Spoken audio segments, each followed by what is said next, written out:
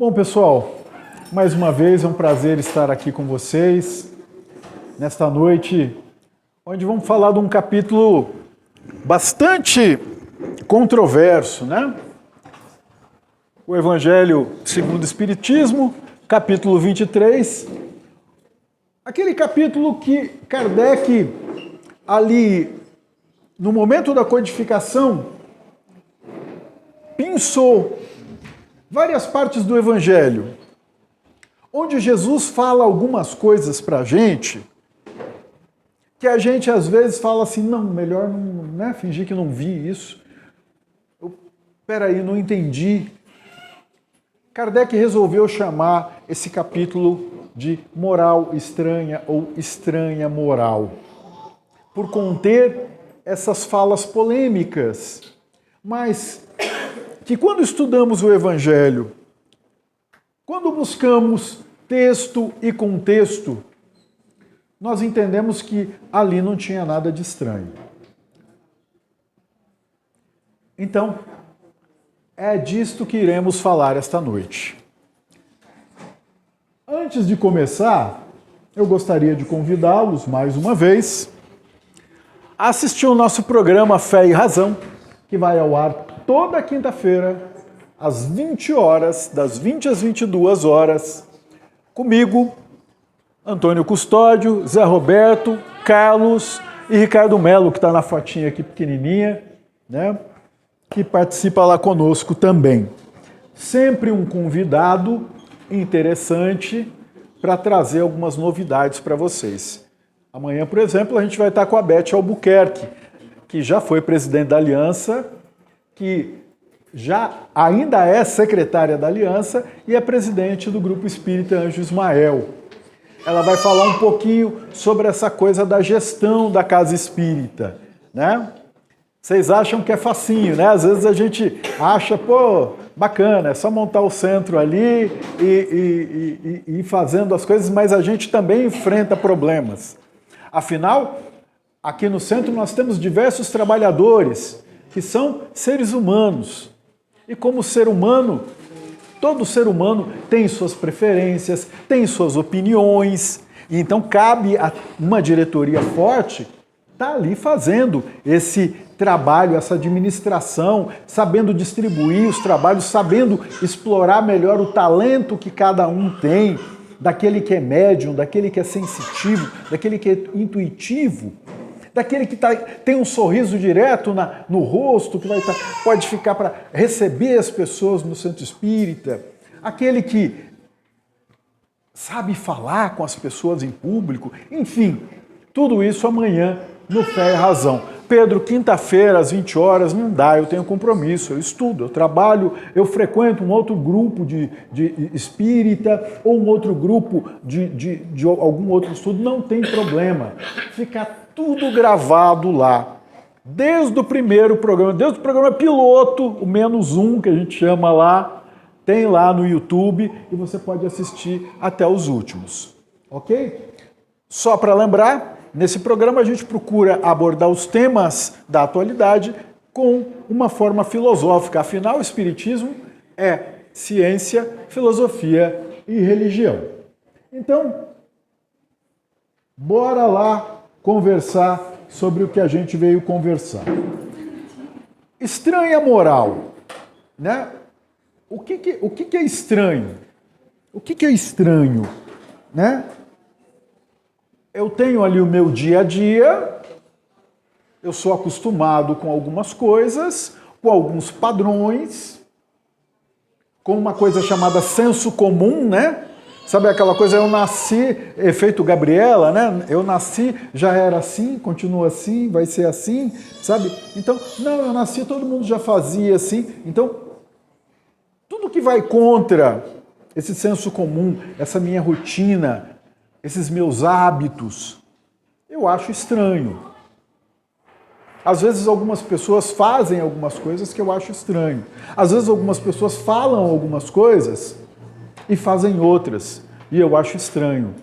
Então, a gente tem aqui, eu trago sempre o conceito, a definição, né, do dicionário, né, achar extraordinário, oposto aos costumes, ao hábito, né, achar diferente do que seria natural, fora do comum, anormal, misterioso, enigmático, né? Imoral, né?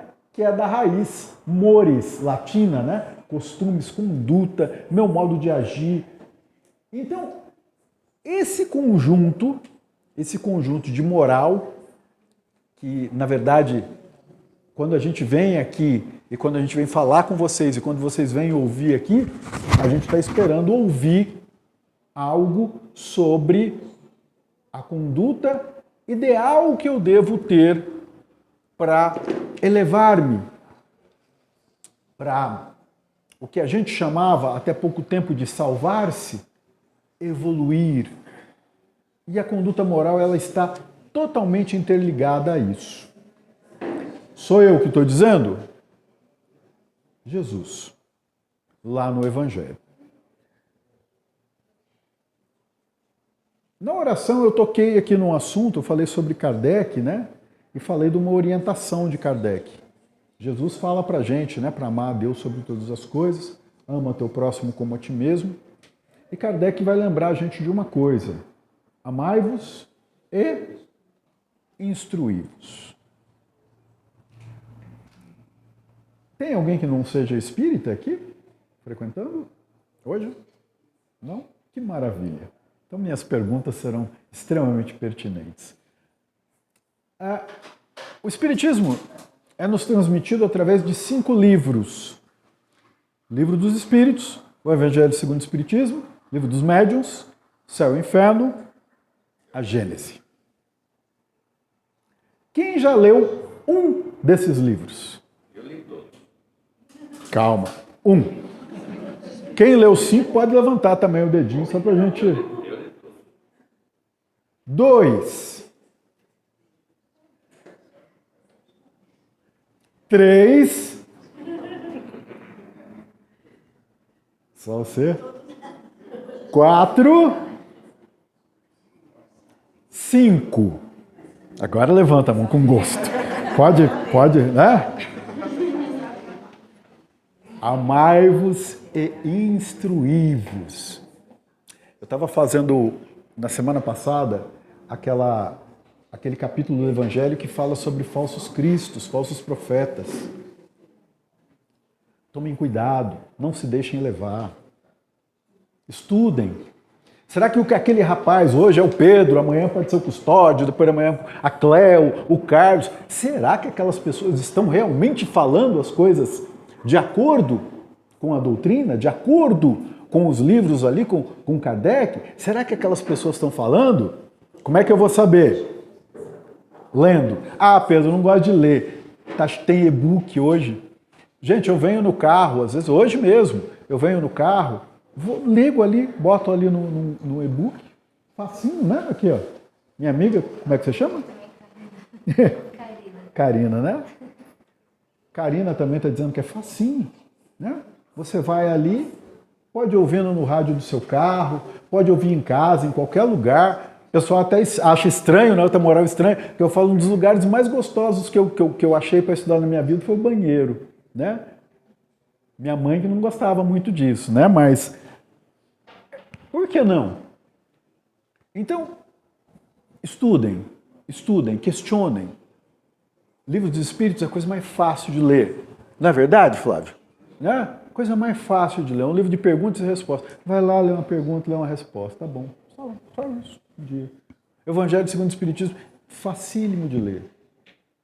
Então, gente, para que a gente entenda melhor esses preceitos de Jesus, os preceitos de Jesus, a gente precisa também dessa instrução. Tem vídeo, tem um monte de coisa hoje. Não tem desculpa para a gente não aprender, né? Se você usa as redes sociais, tá lá, você tem canais hoje, até em TikTok, um monte de coisa que vão trazer informação rica para você. Para que você, quando perguntarem para você assim, nossa, mas o que o Espiritismo acha dessa passagem ali de Jesus, né? Então, a gente tem aqui alguns tópicos. Aborrecer, odiar pai e mãe, abandonar pai, mães e irmãos, deixar morto, enterrar morto, não vim trazer paz, mas espada, Né? O que significa isso para você? O que você entende por isso? Então, quando a gente busca essas informações e quando a gente acompanha aqui a preleção, ela na verdade, ela é o quê? Ela é um combustível para fazer com que você busque mais conhecimento. A gente traz para vocês uma pitada. Mas vamos lá. Vamos começar então a trabalhar esse capítulo de hoje.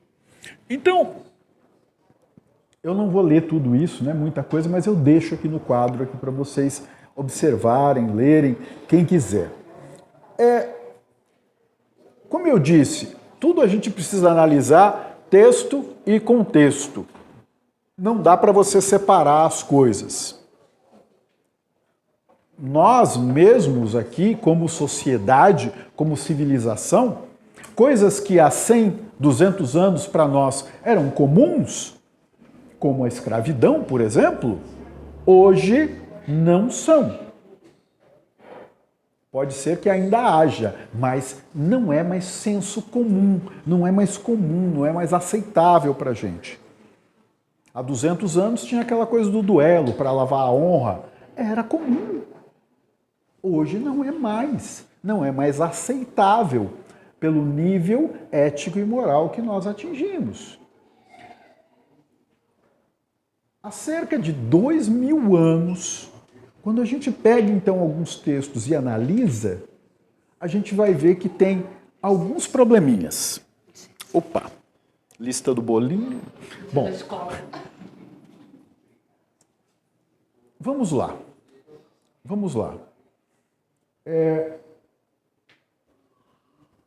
Jesus, todos vocês sabem que nada escreveu. Escreveram sobre ele 4 evangelhos canônicos e mais 60 e poucos apócrifos, que tem alguns que são muito interessantes, como o de Tomé, o evangelho de Enoque, são muito interessantes que não estão aqui nessa lista. Maria Madalena, né? Então, olhem que interessante. Apesar de várias línguas serem faladas naquela época, mas naquele momento ali, onde Jesus, naquele contexto onde ele viveu, a língua que o povo, que os romanos falavam, lógico, era o latim, mas a língua que o povo daquela região dominada ali falava, Jerusalém, Galileia, enfim, era o aramaico. Eu costumo comparar com o nosso português. O nosso português, ele vai ter entre palavras, verbos, ou seja, verbetes, que a gente chama, tudo isso, artigos, tem artigo definido, tem artigo indefinido, tem um monte de coisa. O nosso português, alguém arrisca me dizer, eu já fiz essa pergunta aqui em outras temporadas. Quantas palavras tem o nosso português? É bem parecido com o inglês também. Valendo um bolinho caipira. 5.000. Pouco, bem frio. E bolinho caipira tá só ficou só na massinha. A massa inicial. Vamos lá, gente. 450. Quando eu fiz as primeiras vezes, há uns 10 anos, quando eu fiz os primeiros estudos, em torno de 450.000 verbetes. Talvez chegue a 500, a língua evolui, muda algumas coisas, uma palavra junta com a outra, né? Que era vossa mercê, depois virou você.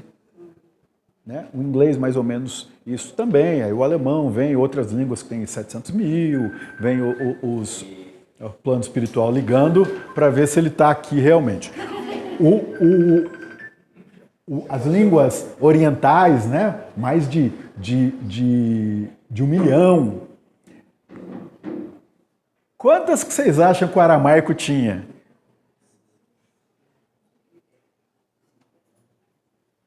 $50.000 eu ouvi aqui? Muito alto. Um pouco menos. 20, né? Já baixou um pouco menos. Um pouco menos. 8.000 verbetes aproximadamente. Vocês têm noção que isso é muito pouco para você se comunicar? Dá para se comunicar.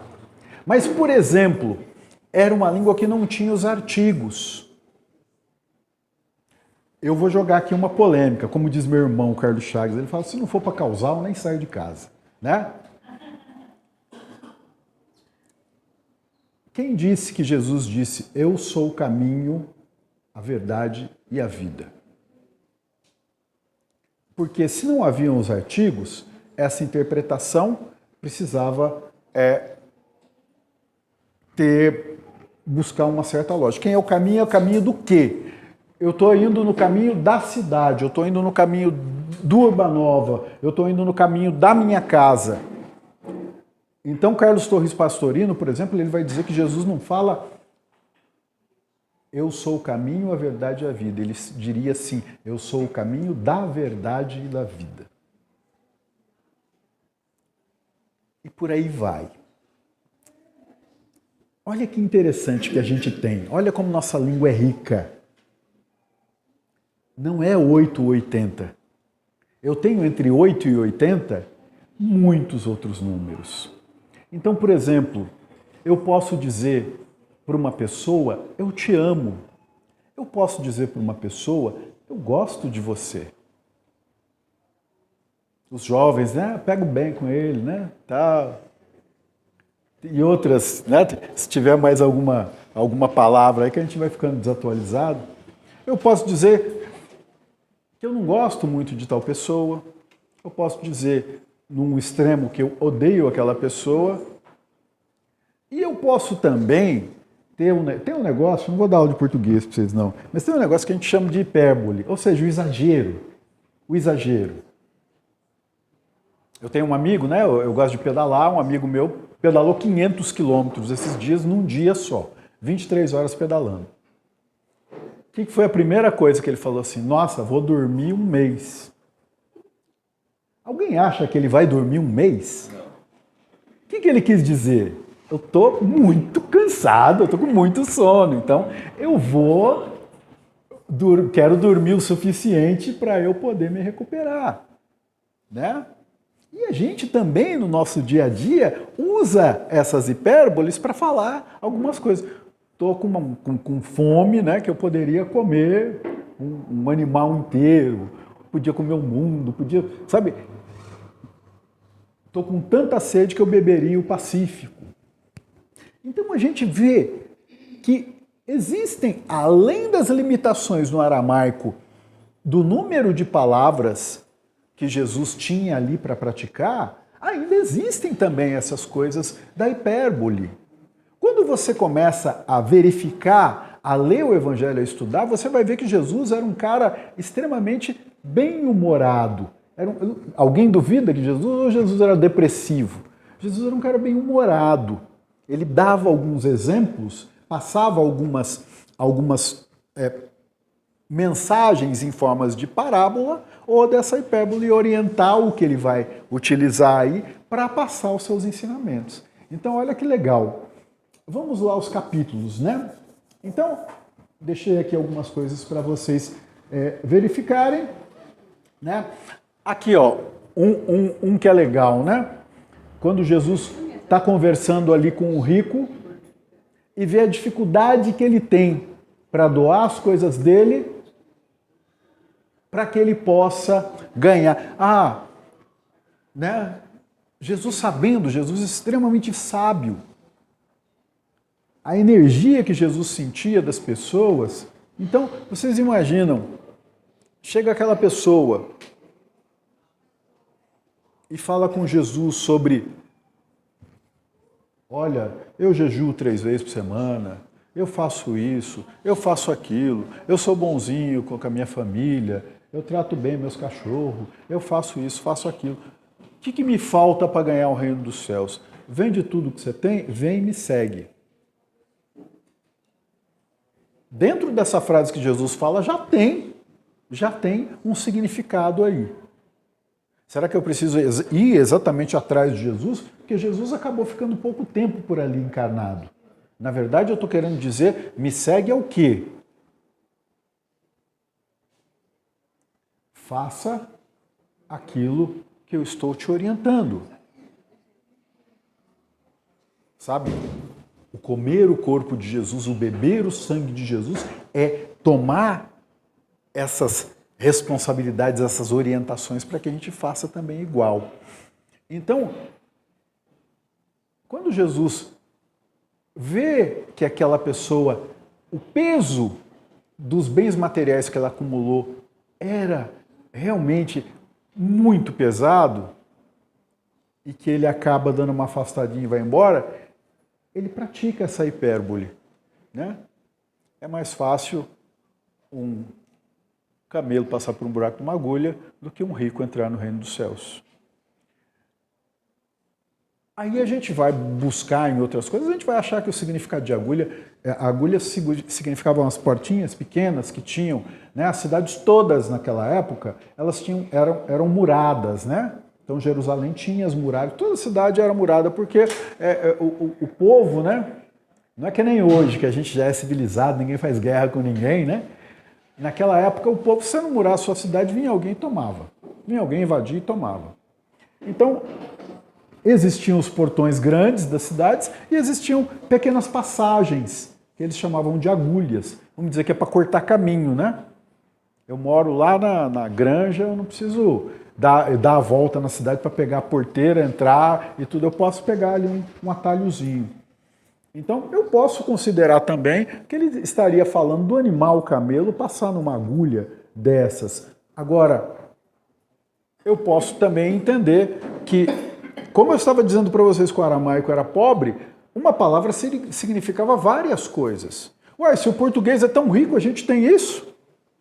Tem um texto, gente, sobre meia, que é, assim, é até hilário, como a gente usa meia, né, para as coisas, além de usar no pé, né, como a gente usa meia para um monte de coisa. Então, quando você está, por exemplo, com um estrangeiro aqui e que você fala, o telefone é 976, não sei o que, como meia? Meia do quê? De 12, mas por que vocês usam? Então, existem coisas que a gente usa, né? Manga, né? Fruta, tem a manga aqui, né? E outras coisas mais. Então, a gente vai ver que o camelo também era aquela corda de se amarrar os navios, né? Então ele pode estar falando realmente de uma agulha e de uma corda. Agora, eu penso que a principal mensagem que ele estava passando para a gente era sobre apego. Jesus aproveita sempre os momentos para falar sobre coisas que ele sabia escancaradamente que nós teríamos dificuldade. E quando eu falo em apego, gente, não é só a dinheiro ou a bens materiais.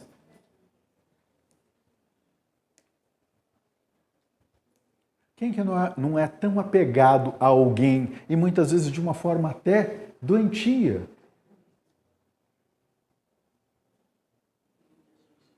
Então, eu sou apegado a pessoas, eu sou apegado a coisas, eu sou apegado, né, meus bichinhos, eu que gosto de ter ali meus bichinhos, estou num sofrimento agora, tá vendo? O apego, né, é o exercício do desapego, porque eu fui para um lugar que não dá muito certo. Então, percebam a mensagem que Jesus está passando por trás disso. Tomem cuidado com os seus apegos, porque essas coisas podem atrapalhar a sua evolução. A partir do momento que você consegue se libertar dessas coisas, dessas manias, desses vícios, eu consigo evoluir. E principalmente note, se você realmente é muito apegado a determinadas coisas aqui, lembre-se,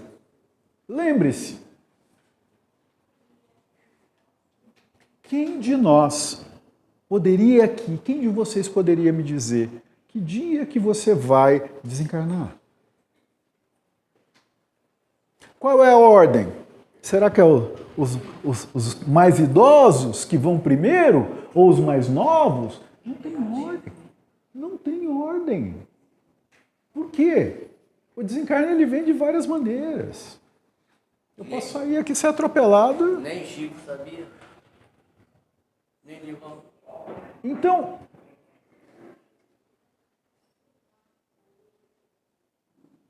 quando eu fui embora daqui, eu não levo nada daqui. É aquela viagem que aparece de última hora, que eu fui, não me despedi de ninguém. Quem de nós, né? Minha mãe que me deixou aí em janeiro. Como a gente fica pensando, por que eu não dei aquele último abraço? Poxa vida, por que eu fui lá? Não fui bobeira, fui fazer bobagem. Podia ter ido visitar ela.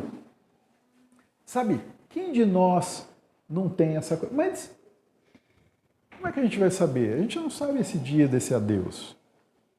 É bom tratar as pessoas sempre bem por isso. Mas é bom a gente refletir sobre os nossos apegos. Então, na minha interpretação humilde, eu tenho que Jesus está falando essa relação, utilizando esse exemplo dessa pessoa que vem ali perguntar para ele como é que fazia para alcançar, né, a sua evolução. E ele diz ali, ó, tá vendo? Se você se apegar demais, isso vai te atrapalhar. Alguém já falou, ou já vocês já viram, ou já leram, ou alguém já falou para vocês sobre os bens que Jesus tinha na Terra? Sabe que Jesus deixou casa? Deixou biga? Deixou cavalo? Um burrinho que seja?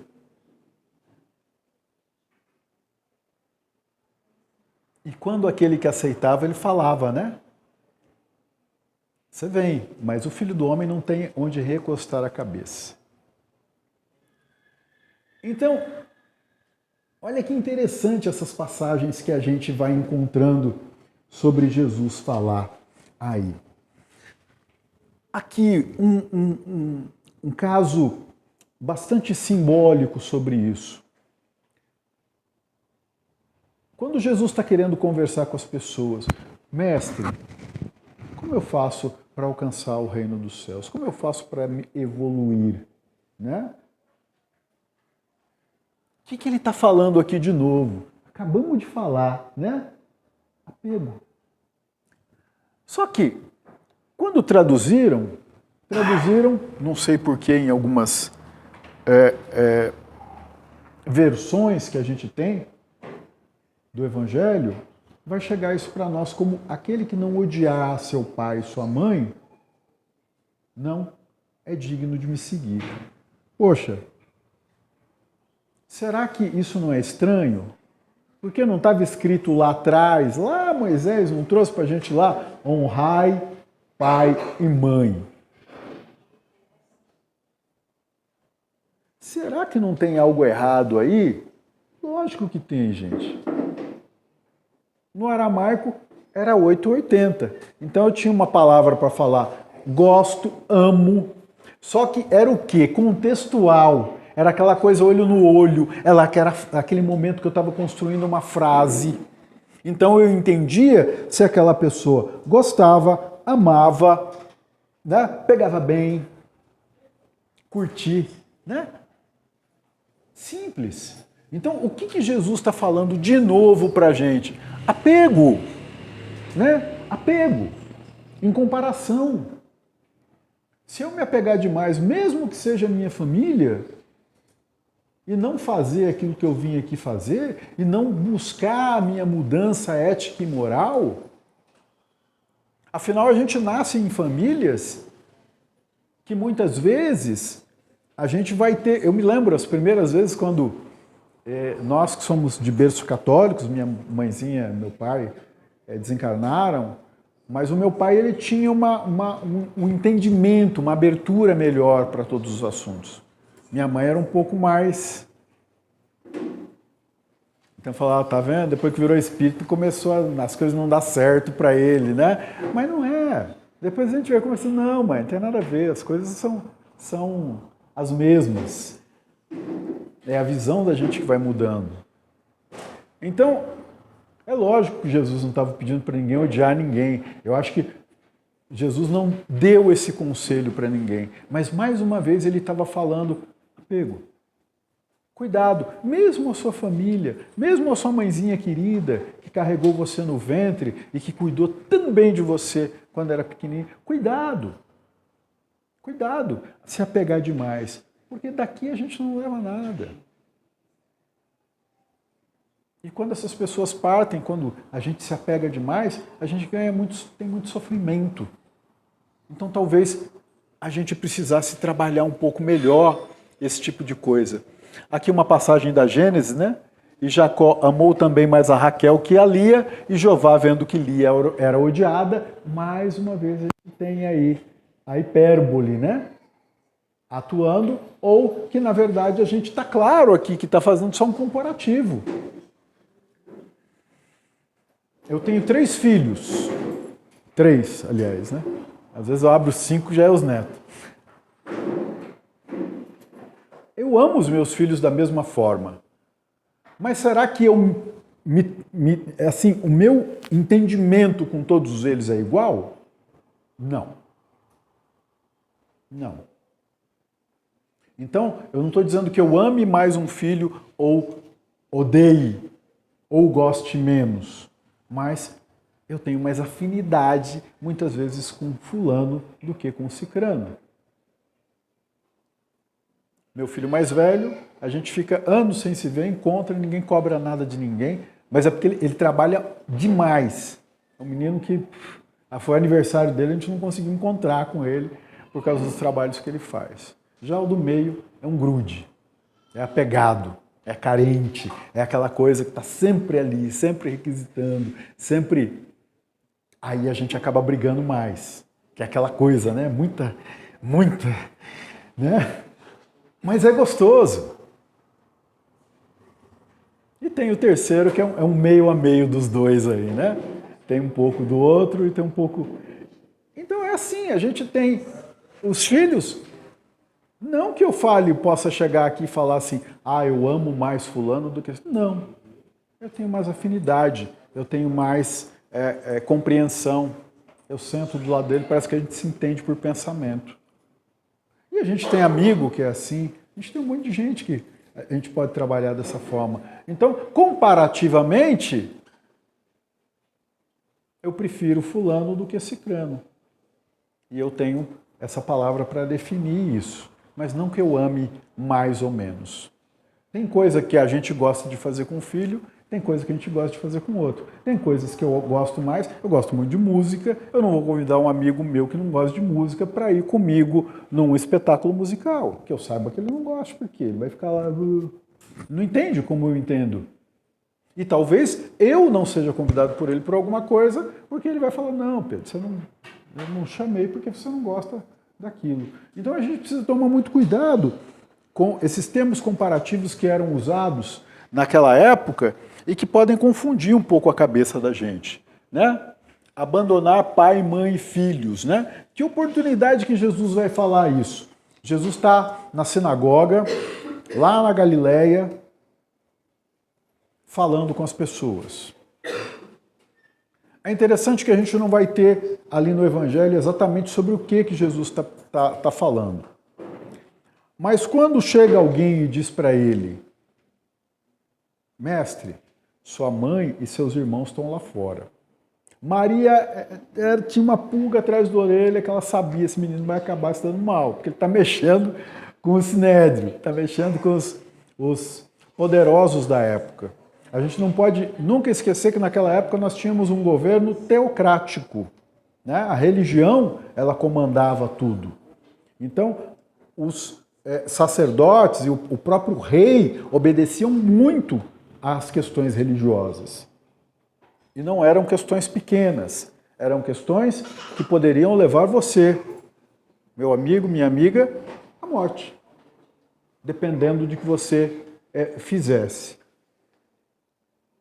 E aí não é hipérbole, aí era a morte mesmo, era apedrejamento, era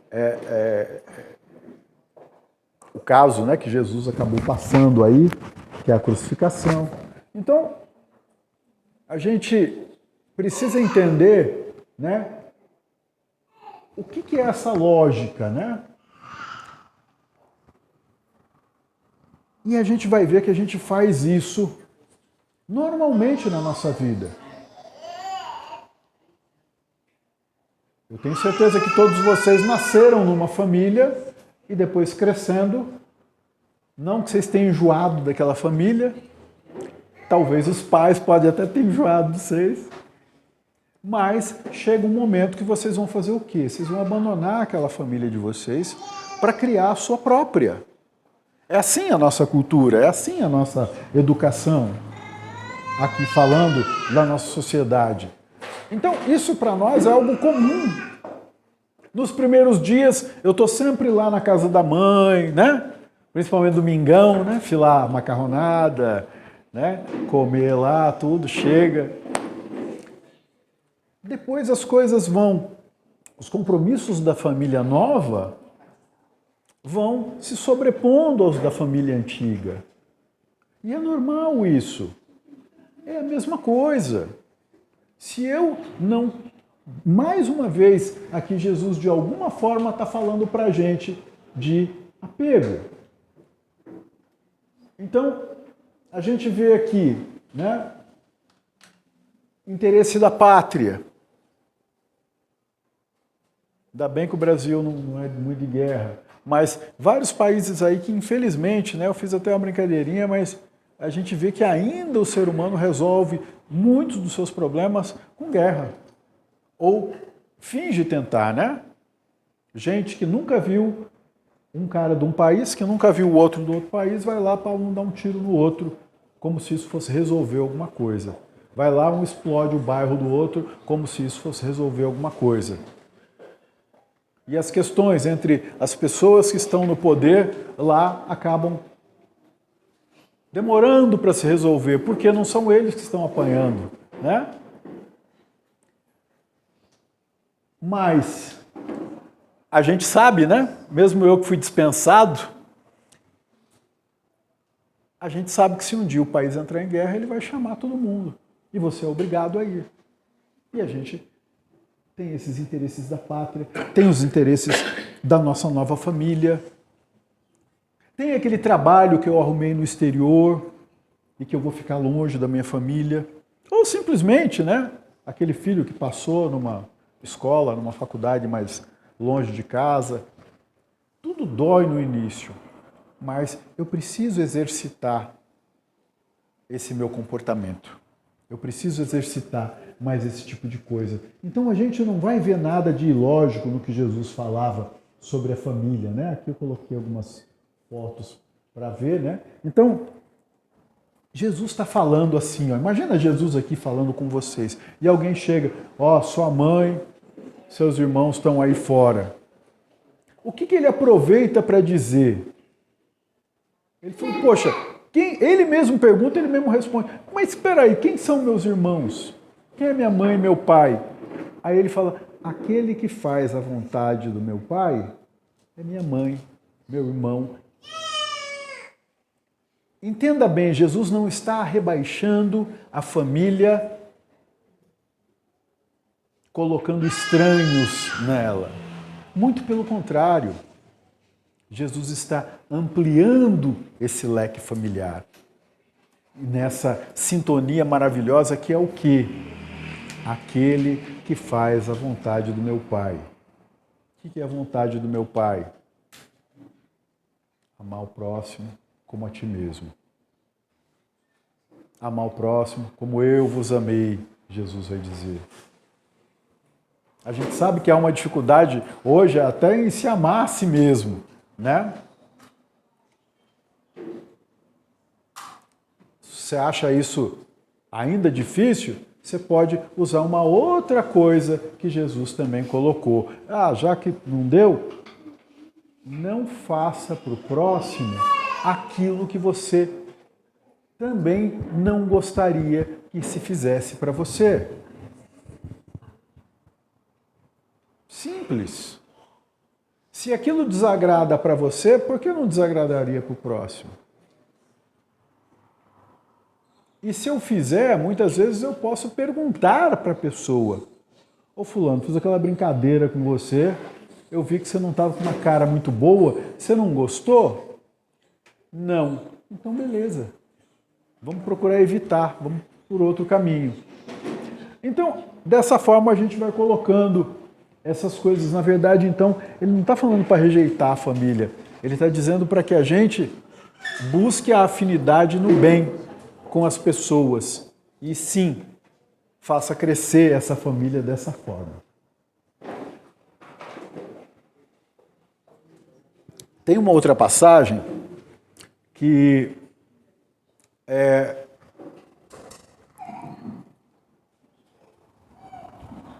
um rapaz chega para Jesus e fala a mesma coisa, né? Que o outro lá, vamos dizer, o que tinha mais dinheiro, só que agora a questão é diferente. É apego também, de novo a família. Mestre, né? Eu faço isso, faço aquilo, que mais que eu tenho para fazer? Ele fala, vem comigo, me segue. Eu estou vendo aqui, estou sentindo sua energia boa, me segue. E aí ele diz assim, poxa vida, mas deixai que eu enterre primeiro meu pai e depois eu venho e te sigo. Essa passagem ela é interessante porque assim, em momento algum alguém anuncia esse rapaz como alguém que teve o pai que faleceu há pouco tempo. E seria uma crueldade, né? Jesus falar isso, pô, não dá para esperar 3 dias aí para o cara lá enterrar o pai dele? Não é isso que ele estava falando. Existia o compromisso de você cuidar dos pais até o final da vida deles.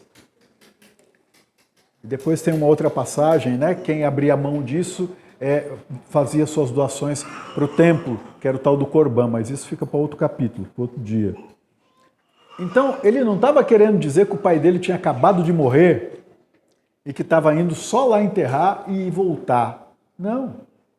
Ele está dizendo que o dia que meu pai falecer, aí eu vou, enterro meu pai, belezinha, e venho te seguir. É difícil de entender isso aí. Realmente, eu não sabia. Quando que o pai dele ia falecer? Quando que o pai dele ia falecer? É a interpretação que a gente vai encontrar no Evangelho segundo o Espiritismo.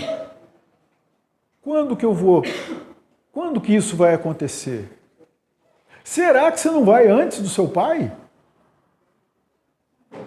Então, a ideia era o quê?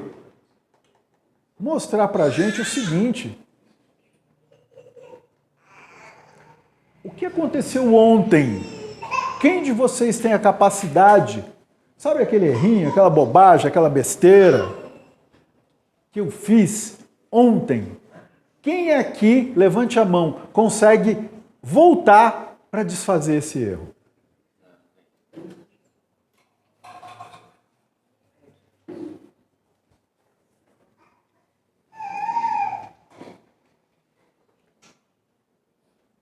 Amanhã eu vou corrigir esse erro. Quem é capaz de prever o futuro e dizer que amanhã eu realmente vou lá e vou conseguir corrigir esse erro? Será que a minha procrastinação vai deixar? Então o que a gente tem? Hoje.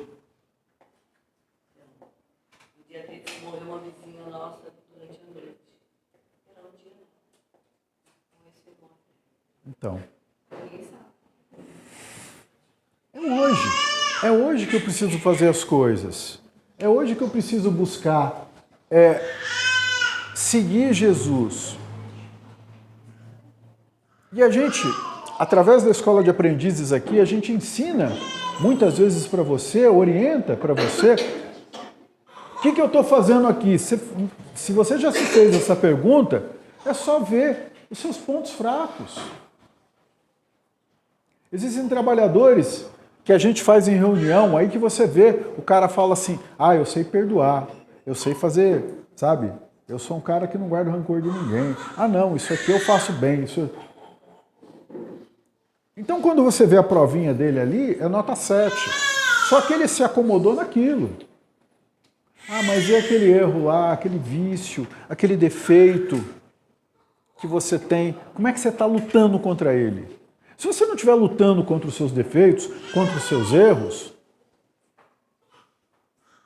só se adaptar. Eu sei perdoar, eu sei fazer isso, eu sou bonzinho com os bichinhos, eu ago as plantas, eu trato muito bem meus... Você está fazendo coisas que você aprendeu.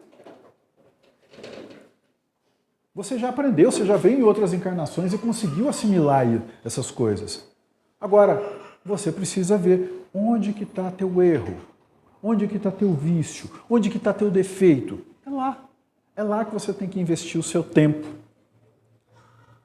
para que você volte cada vez mais equilibrado. E a reforma íntima da escola de aprendizes nada mais é do que isso. Venha, qual o seu menor defeito? Qual que você acha que é o seu menor defeito?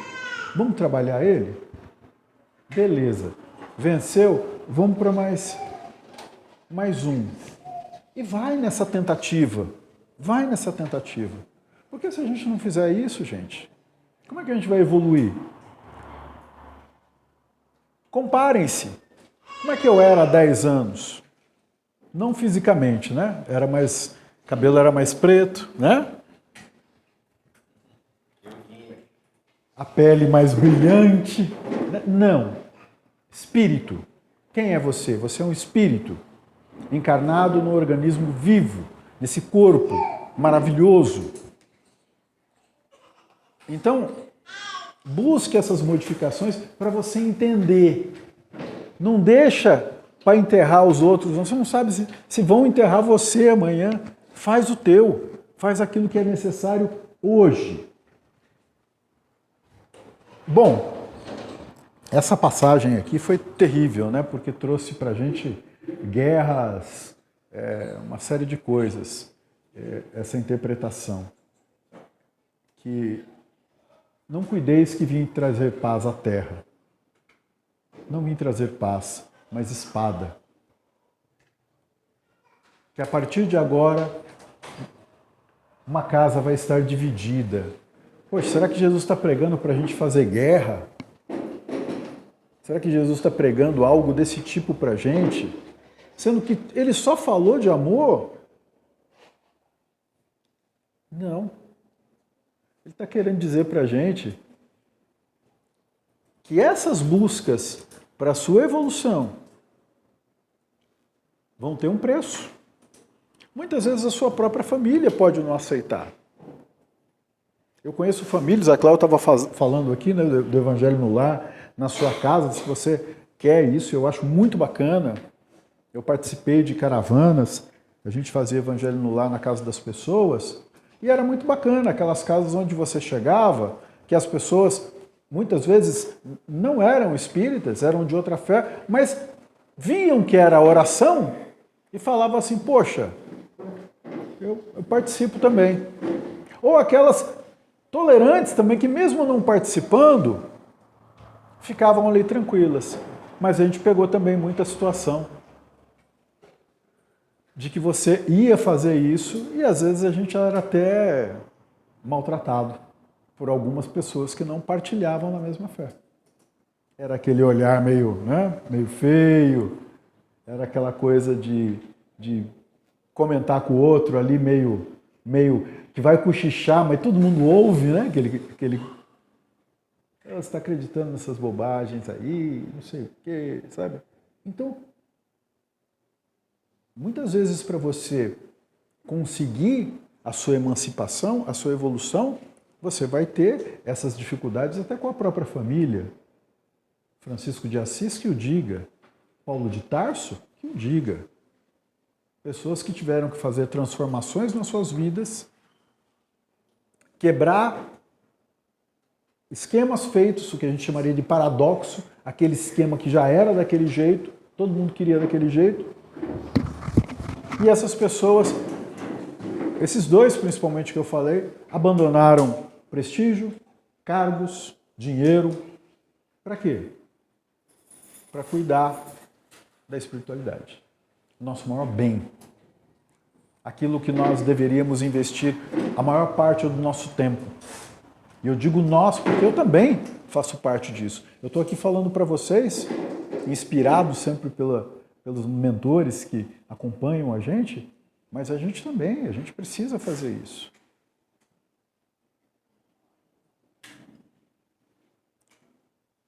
Tenha o privilégio de ver seus vícios morrerem antes de você. Tenha o privilégio de ver, de fazer as pazes com a pessoa ainda nessa encarnação. Então, gente, vai ser difícil? É claro que vai. Se fosse fácil, a gente já não estava aqui há muito tempo. A gente já era uma família universal. A gente não precisava estar aqui falando coisas para que a gente pudesse domar o nosso orgulho e o nosso egoísmo. E aí, por causa dessas palavras, a gente teve guerras santas. E até hoje a gente tem essas guerras de pessoas que acham que por serem de Deus o outro não é, eu posso matar o outro. Então a gente teve cruzadas, a gente teve várias outras coisas que, na verdade, mais atrasam a humanidade do que auxiliam. Aqui um pouquinho mais da casa dividida, né? Que a gente vê bastante hoje, né? Esse danadinho aqui hoje rouba tanta atenção da gente, né? Às vezes a gente vê... Gente, a infância é a melhor parte da criança, né? A melhor parte da criança. A criança te vê como um super-herói. E às vezes a gente vai caminhando aí pelas praças e você vê lá os pais perdendo a oportunidade dessa interação, deixa a criança largada ali no parquinho e celular. Né? Desculpe, eu não quero julgar ninguém, não sei se o cara está trabalhando, não sei o que o cara está fazendo, o que a pessoa está fazendo. Mas, aquela criança é muito mais importante, é muito mais gostoso você participar desse momento.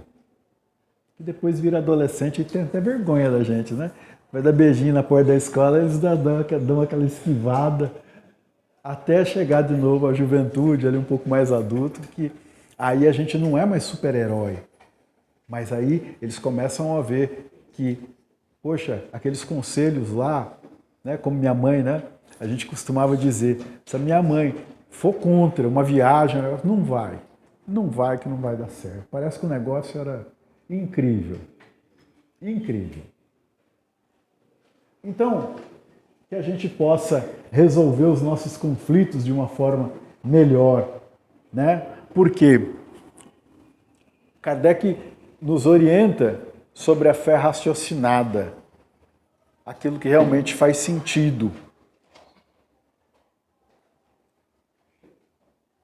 Existem algumas seitas, algumas religiões que vão colocar determinadas coisas como pontos-chave para a sua evolução ou para a sua salvação.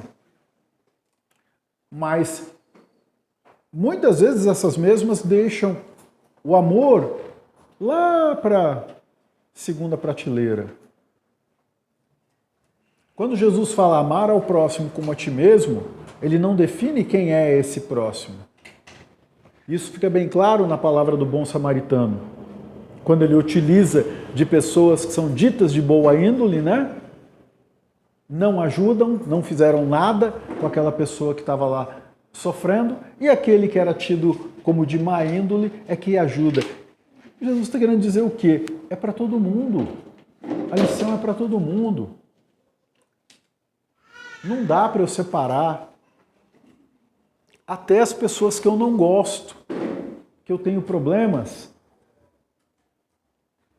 A gente vai ter que evoluir, a gente vai ter que fazer as coisas e a gente tem que aproveitar essas oportunidades. Nós reencarnamos de forma nuclear, não é bomba não, é em núcleos, né? A gente vai reencarnando em núcleos. esses núcleos que a gente poderia chamar dessa família espiritual. E aí, às vezes, a gente vê, hoje, na época de discussão política, irmão não conversando com o irmão. Dia das Mães, eu conheço gente que não falou parabéns para a mãe. Por quê? Por causa de político, ou por causa de alguma outra bobagem. Gente que a gente nem conhece. E você deixa ali, muitas vezes, por uma briguinha, por uma... Que seja uma briga grande, mas está aí a sua responsabilidade de saber fazer essas coisas voltarem a ser boas. Opa! Então, fé raciocinada, né? Fé inabalável é aquela que pode encarar de frente a frente a razão em todas as épocas da humanidade.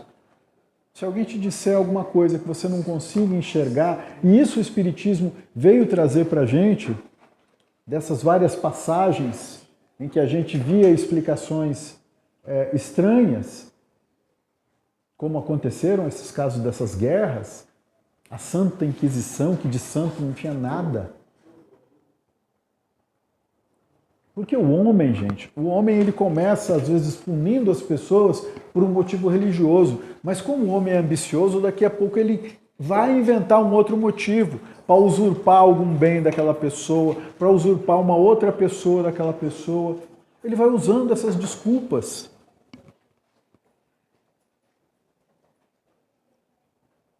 Paulo e Estevão é um livro maravilhoso. E quando a gente vê que Paulo fica com vergonha, quando ele vê nas ruas as pessoas falando, dizendo sobre um tal de Paulo que nem ele conhecia. Ele falava, meu Deus, eu virei esse terror para as pessoas. Não é isso que eu quero. Bom, a gente precisa entender, então, sobre esses contextos em que Jesus disse essas coisas. Sobre a importância de você ampliar a sua família, não só aquela de laço sanguíneo, mas para uma família espiritual. Mas, ao mesmo tempo, não dá tanto valor às coisas que você se apega. Olhai os lírios do campo, né? Nem Salomão, em sua glória, se vestiu tão bonito como eles.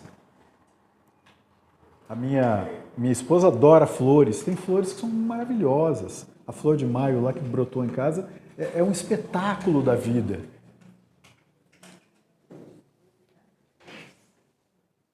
Isso aí.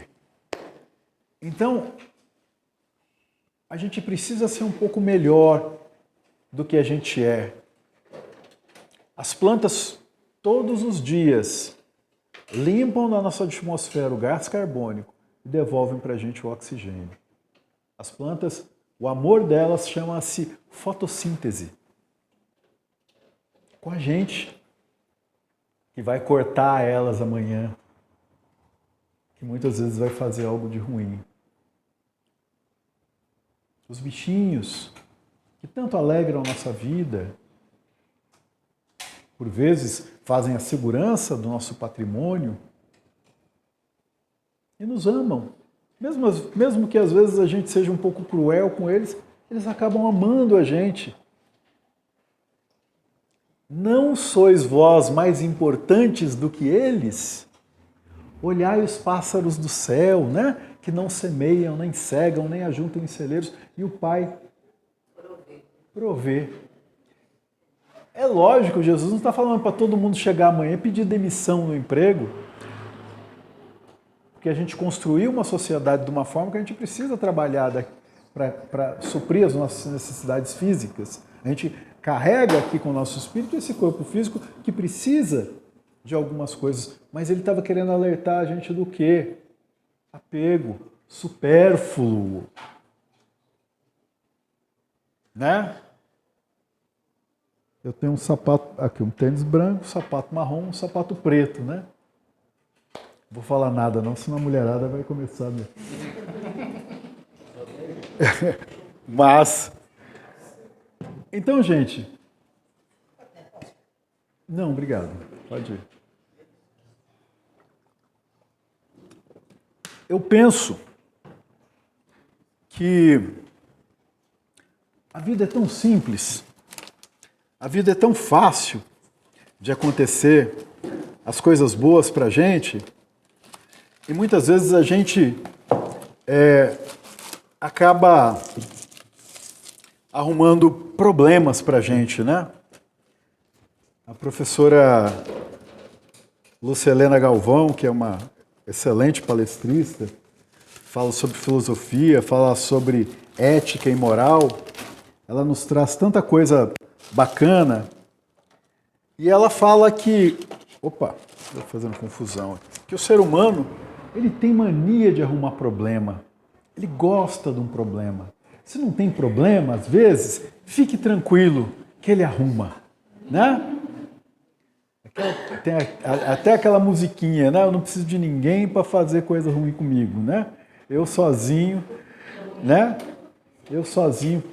E ela conta a história de dois amigos que costumavam pescar. E quem já foi numa pescaria, né? Geralmente a pescaria é uma desculpa para o pessoal ir beber, né? E aí esses amigos acabaram ficando com problema, né? O alcoolismo ali dominou, a coisa ficou muito difícil para eles. E num certo dia, tocados, né? Foram numa palestra espírita, né? E ficaram tocados, falaram assim, não, vamos parar. Realmente, vamos parar com isso aí, vamos... E eles realmente pegaram firme ali e ficaram um mês sem beber e sem pescar. E aí, vamos fazer uma pescaria? Vamos. E aí o amigo chega, encosta a caminhonetinha dele lá, tudo. E aí, trouxe tudo, trouxe o equipamento aí, trouxe, né? Beleza, tudo. Aí ele olha e vê uma caixa de aguardente ali, né? Ele falou, pô, mas o que é isso aí? Ele falou, não, mas eu não estou pensando em beber. Isso aí é álcool também. E se uma cobra pica a gente no mato ali, eu já tenho álcool, já passa ali para curar. Beleza. Aí ele olhando ainda, aí viu um saco ali no canto e falou assim, e esse saco, o que é aqui? Ele falou, é as cobras, vai que não tem nenhuma lá no mato. Então, os problemas, a gente carrega eles, é o saquinho de cobra que a gente tem ali, joga nas costas e fala, opa, não tem problema? Opa, solta as cobras, ele solta os meus problemas ali, para que aconteçam. Porque tem hora que parece que tem gente que gosta disso. Tem gente que dá valor à coisa da maledicência, né? Aqueles cafezinhos de trabalho, de fábrica. Nossa Senhora, coitado do chefe, né? Por que ele não me promoveu? Eu que merecia, sempre eu, né? Eu merecia tanto. E aquele outro lá que entrou só faz 1 ano, eu estou aqui há 10 e foi. E às vezes eu não questiono eu mesmo. Será que eu realmente fiz por merecer? Ou será que eu só estou aqui gastando tempo? Deixando o relógio correr. Sou esperto só a hora que falta 5 minutos para eu sair, né? Então, a gente precisa tomar muito cuidado. É por isso que eu gostaria, hoje, no tema que eu trouxe, né? Quem me conhece aqui, eu sempre trago a minha vitrolinha com uma música pertinente ao tema saúde, né? O negócio está bravo agora no inverno, né? Tomem a vacina lá da gripe. E eu gostaria de pedir para vocês... Ele entrou aí, viu? Faz tantos anos que eu não vejo.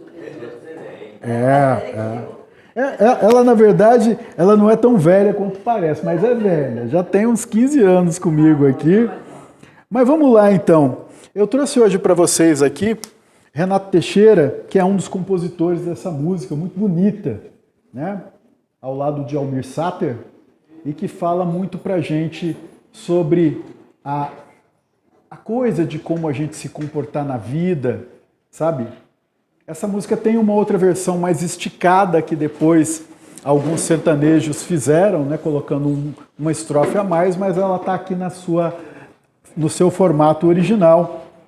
E o que eu queria pedir para vocês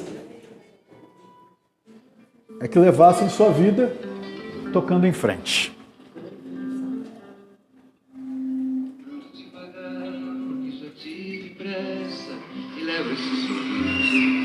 Já chorei demais. Hoje me sinto mais forte, mais feliz. Quem sabe só levo a certeza De que muito pouco eu sei, nada sei. conhecer as manhãs e as manhãs, o sabor das massas e das maçãs. É preciso amor para poder pulsar, é preciso paz para poder seguir, é preciso a chuva para florir. Sinto que seguir a vida seja simplesmente conhecer a marcha e ir tocando em frente. Como um velho boiadeiro levando a boiada, vou tocando os dias, pela longa estrada eu vou. Estrada eu sou. Conhecer as manhãs e as manhãs, o sabor das massas e das maçãs. É preciso amor para poder pulsar, é preciso paz para poder seguir, e é preciso a chuva para florir. Sinto que seguir a vida seja simplesmente conhecer a marcha e tocando em frente. Cada um de nós compõe a sua própria história e cada ser em si carrega o dom de ser capaz de ser feliz. Conhecer as manhãs e as manhãs, o sabor das massas e das maçãs. É preciso amor para poder pulsar, é preciso paz para poder seguir, e é preciso a chuva para florir. Sinto que seguir a vida seja simplesmente conhecer a marcha e tocando em frente. Cada um de nós compõe a sua própria história e cada ser em si carrega o dom de ser capaz De ser feliz. Na violência aqui, Pena Branca e Chavantinho. É um disco muito legal. Por incrível que pareça, né? Essa música ela não tem gravada em nenhum disco, né? Que eu gosto de trazer. Ela já foi gravada primeiramente em CD. Então, daí a dificuldade em a gente conseguir um material em vinil para trazer para vocês. Eu consegui esse do Renato Teixeira aqui, conterrâneo nosso aqui do Vale, né? Com Pena Branca e Chavantinho, que tem mais coisa legal aí também para trazer, né? Cada um de nós compõe a sua própria história e cada ser em si carrega o dom de ser capaz, de ser feliz. Olha que mensagem profunda para a gente. Olha que ideia. Fazer a nossa própria história, a nossa própria novela, o nosso próprio filme. Desse que nós somos protagonistas. Ninguém mais. Da nossa vida. Nós somos as estrelas, os protagonistas. Aqueles que devem buscar sempre, a cada dia que passa, ser os heróis de suas vidas. Vencendo aquele malzinho que nos acompanha, que às vezes a gente gosta, mas vencendo ele, para que a gente possa um dia, como Jesus disse, filhinhos, tem de bom ânimo, eu venci o mundo. E ele diz isso para quê? Para dizer para a gente, num complemento, vocês também podem, eu tenho certeza.